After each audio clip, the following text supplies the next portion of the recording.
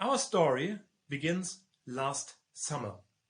My telephone rang, and even before answering it, I knew that it was going a big mistake answering the phone, but nevertheless I did. It was, let us call him Michael. What had happened?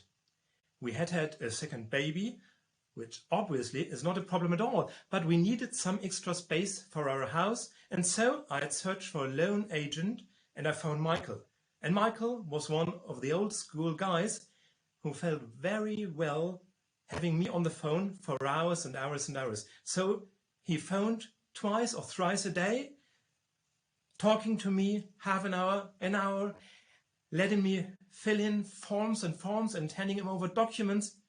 And it was so annoying until one day I stopped, I pulled the ripcord and I said, no, nothing at all. A good business relationship should focus on the well-being of the customer and not of the seller.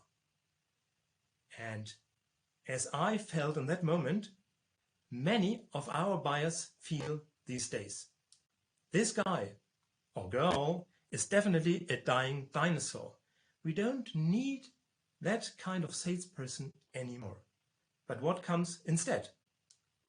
Welcome to the future of sales. We will have a closer look how sales, the whole profession, will change in the next years to come. So, to answer that question, how it will look like at the end, we will have to focus on three aspects. First, the buyer and his world or her world, and AI, technology and automation, and of course our teams, our people. But let us start with the buyer. A recent Gartner study states that trust is crumbling. Millennial customers trust their own research more than they trust us as salespeople.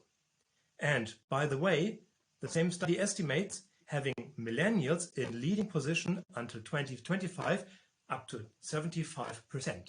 So we have more evidence to that in this study of Bain Company. And they say 70% of the purchase decision in B2B is made before the initial contact with the seller.